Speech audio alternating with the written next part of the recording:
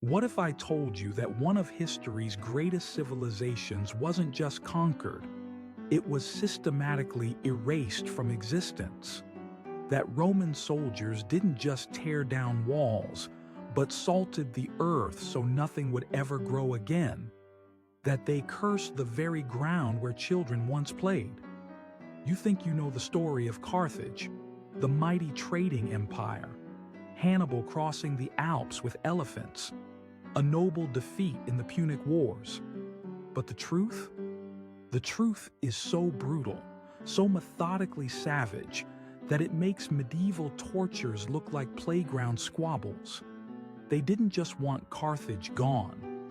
They wanted it forgotten, erased, as if it had never existed at all. And what they did in those final 17 days, what Roman soldiers were ordered to do to every man, woman, and child they found. It's a story that will change everything you thought you knew about the noble Roman Empire. The question isn't why Rome won. The question is why they felt the need to commit what can only be called ancient genocide. Why they were so terrified of this North African city that they felt compelled to write it out of history itself. Hit that subscribe button and drop a comment telling me what you think drove Rome to such extreme measures. Because what you're about to discover will shake your understanding of the ancient world to its core. Let me paint you a picture of Carthage at its peak.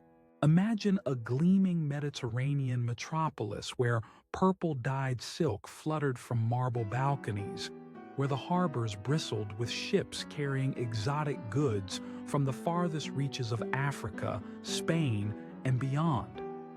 This wasn't just another ancient city.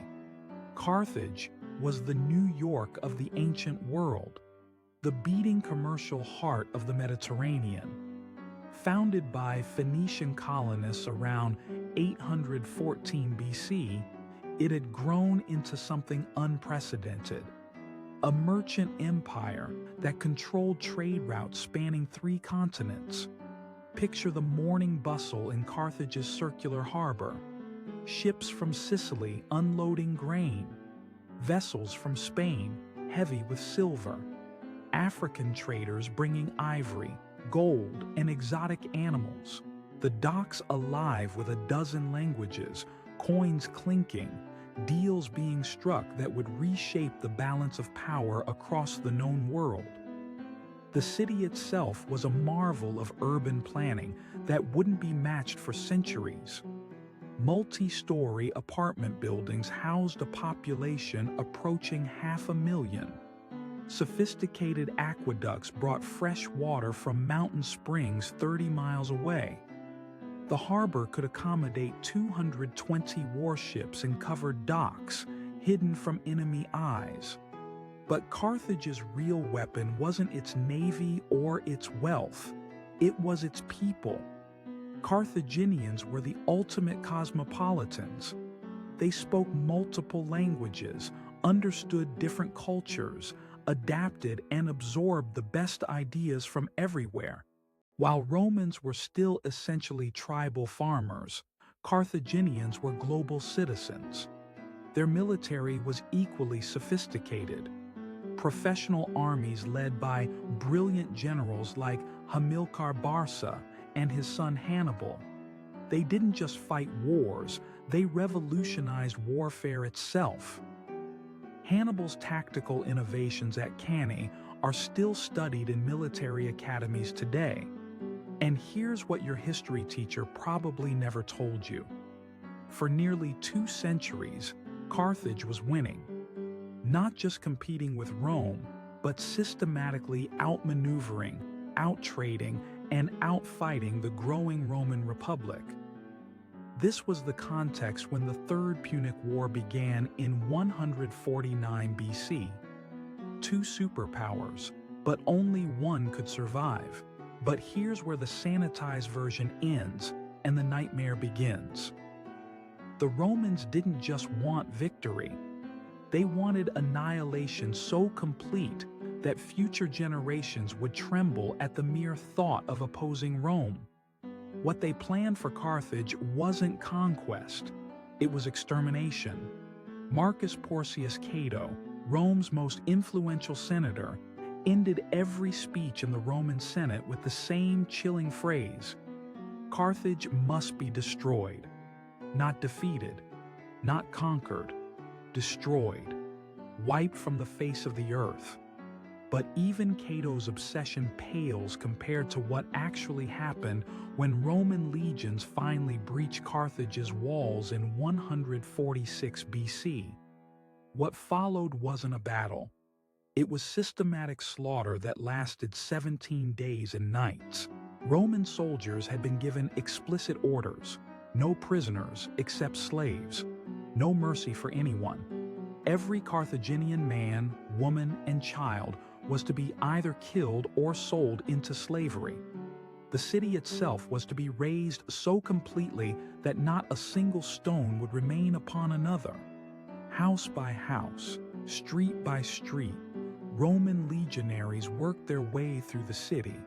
Families were dragged from hiding places in cellars and attics. Children were torn from their mothers' arms. The elderly who couldn't run were cut down where they stood. But the true horror began when desperate Carthaginians retreated to their last refuge, the Temple of Eshmun. 900 men, women, and children barricaded themselves inside, hoping the sacred nature of the place might protect them. The Roman commander, Scipio Aemilianus, showed them exactly how much Roman respects sacred places. He ordered the temple set on fire, with people inside. Those who tried to surrender were pushed back into the flames by Roman spears. Those who tried to escape through windows were cut down by archers positioned outside. The screams echoed across the burning city for hours. When the temple finally collapsed, crushing the few survivors under burning debris, Scipio reportedly wept, not from remorse, but because he realized that Rome itself might one day face the same fate. The systematic destruction continued for days. Libraries containing thousands of years of accumulated knowledge were burned. Art treasures that had taken centuries to create were melted down for their metal. Wells were filled with rubble and corpses. And then came the salt, cartloads of it, spread across every field, every garden, every place where anything had once grown. It wasn't enough to destroy Carthage. The Romans wanted to ensure that nothing would ever grow there again. But even this wasn't the end. Because the real horror story belongs to one person whose fate epitomizes the complete brutality of Carthage's destruction. Her name was Sophonisba, and she was the wife of Hasdrubal, Carthage's last commander. While her husband fought desperately to save their city, Sophonisba had made a different choice. A choice that would echo through history as one of the most tragic acts of defiance ever recorded. As Roman battering rams pounded at the city's final defenses, Sophonisba gathered her children around her. 3 boys, ages 7, 10, and 14. 2 girls, 12 and 16. These weren't just any children. They were the last princes and princesses of Carthage, the final generation of a royal bloodline stretching back 7 centuries. Sophonisba knew what awaited them if captured. Roman triumph parades where enemy royalty were paraded through the streets in chains before being ritually strangled. Her daughters would face worse. Roman soldiers considered conquered princesses the ultimate prize. Beautiful, noble-born women to be used, abused, and discarded. The eldest princess, Tanit, begged her mother to surrender. She was 16, beautiful, and terrified. Roman soldiers were already scaling the walls of their palace. She could hear their voices, crude Latin, mixed with anticipatory laughter. Sophonisba held her daughter close and whispered something historians never recorded. Then, with a ceremonial dagger blessed at Carthage's founding, she ended Tanit's life with a single stroke to the heart. One by one, she killed each of her children. The princes died without understanding why. The younger daughter died calling for her father. Each death was an act of love disguised as horror. Each murder was a mother's final protection. When Roman soldiers finally broke down the door, they found Sophonisba cradling her youngest son's body, her white dress soaked in the blood of her 5 children, her eyes empty of everything except defiance. The Roman centurion who found her later wrote that she looked at him and said in perfect Latin, "You wanted our children, here they are.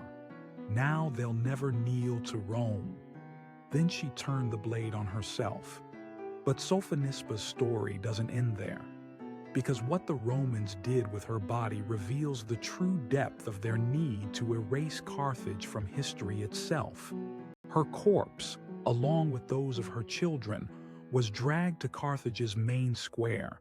There, they were placed atop a pyre built from books taken from the city's great library, scrolls containing poetry, philosophy, mathematics, astronomy, the accumulated wisdom of centuries used as kindling for royal corpses. Roman soldiers danced around the burning pyre, singing victory songs while the last royal family of Carthage was reduced to ash. The smoke, witnesses recorded, was so thick it blocked out the sun for 3 days. But even this wasn't enough for Rome's appetite for symbolic destruction. Scipio Aemilianus ordered his men to gather every statue, every carving, every artistic representation of Carthaginian royalty ever created. These too were thrown onto secondary pyres throughout the city. The message was clear. Not only were Carthaginians to die, but their memory was to die with them. No trace of their achievements, their culture, their very existence was to survive. Meanwhile, Sophonisba's husband Hasdrubal was experiencing his own special hell. After witnessing the destruction of his city and the murder of his family, he had finally attempted to surrender to Scipio. But surrender, it turned out, wasn't an option. Scipio had him chained and forced to watch as Roman engineers systematically demolished every building in Carthage. Every temple, every home, every structure that had taken 700 years to build was reduced to rubble in a matter of weeks. Hasdrubal was made to witness Roman soldiers desecrating the graves of his ancestors, scattering their bones to the wind. He watched as the great harbor, once the pride of the Mediterranean, was filled with debris and dead bodies until it resembled a vast cemetery. When Hasdrubal begged for death, Scipio refused.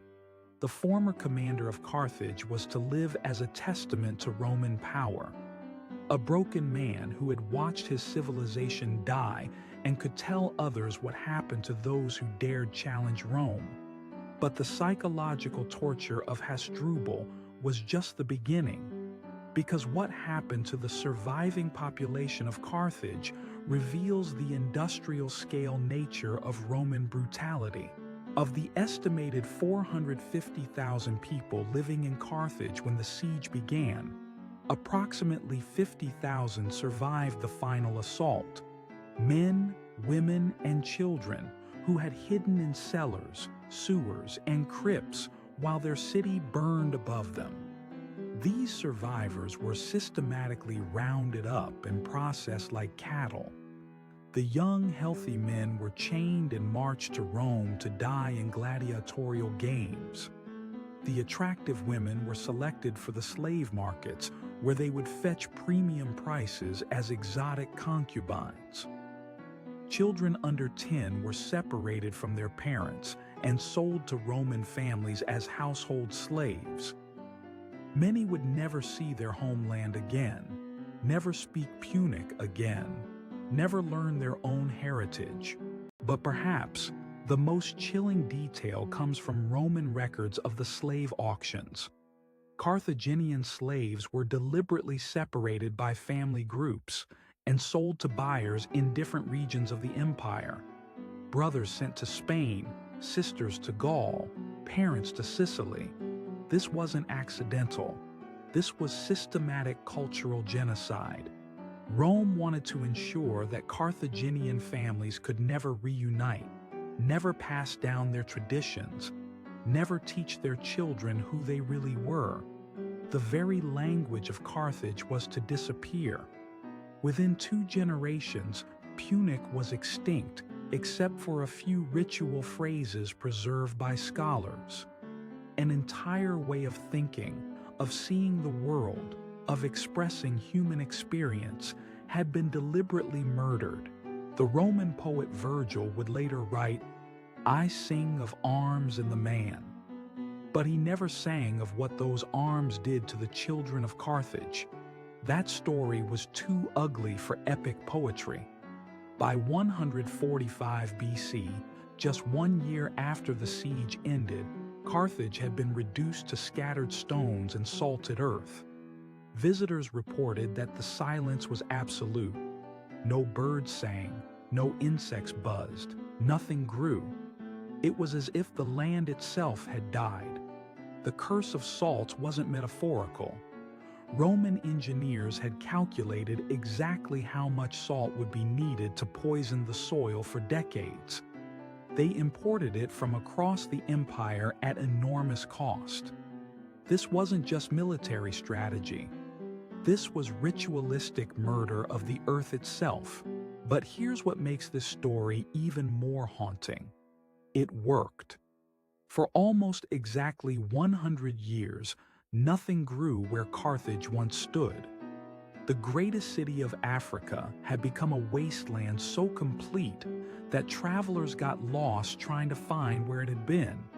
The site remained cursed and empty until Julius Caesar, in a moment of either irony or poetic justice, decided to found a Roman colony on the ruins. New Carthage would rise, but it would be Roman in language, Roman in culture, Roman in everything except location. And yet, even today, archaeologists working in Tunisia report strange discoveries. Children's toys buried in ash layers 17 feet deep. Family portraits melted into unrecognizable slag. Dinner plates still set for meals that were never finished. The ghosts of Carthage, it seems, refused to stay buried. Every excavation reveals new evidence of lives cut short, dreams ended, an entire civilization silenced in mid-sentence. Perhaps most haunting of all are the remains of Carthaginian children found in recent decades. Small skeletons clutching clay dolls, tiny shoes that will never be outgrown. Evidence that the Roman war machine didn't just destroy armies and buildings, but murdered the future itself. Modern historians estimate that the complete destruction of Carthage set back human civilization by centuries.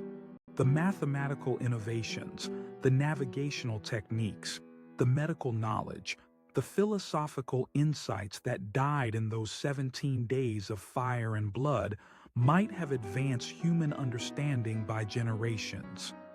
We'll never know what Carthaginian scholars might have discovered about astronomy, what their poets might have written about love, what their artists might have created to inspire future generations. All of that potential was burned in Roman triumph fires. But here's the most chilling part. Rome's destruction of Carthage became the template for every subsequent genocide in human history. The systematic separation of families, the deliberate destruction of cultural memory, the use of salt to poison the land, the ritualistic desecration of sacred spaces. Hitler's SS studied Roman accounts of Carthage's destruction when planning the Holocaust. Stalin's commissars used similar techniques against the kulaks. Pol Pot's Khmer Rouge employed nearly identical methods in Cambodia. The ghost of Carthage has haunted every attempt at ethnic cleansing since 146 BC. Because Rome didn't just destroy a city, they created a blueprint for making entire peoples disappear. And perhaps that's why this story matters today. Not just as ancient history, but as a warning. Because the same human capacity for systematic cruelty that erased Carthage still exists. The same ability to convince ourselves that some people don't deserve to exist. The same willingness to salt the earth so nothing can grow. Modern Tunisia has built a prosperous nation on the ashes of Carthage. Tunis is a thriving Mediterranean city. The ports are busy with international trade. The soil is fertile again. But sometimes, on very quiet nights, local residents say you can still hear something echoing across the water. Voices speaking in a language no one remembers. Children calling for mothers who died 2,000 years ago. The sound of a civilization that refused to be completely forgotten. Archaeological work continues at the site of ancient Carthage. New discoveries emerge every year. Mosaics depicting gods whose names we no longer know. Coins with inscriptions in a script we can barely read.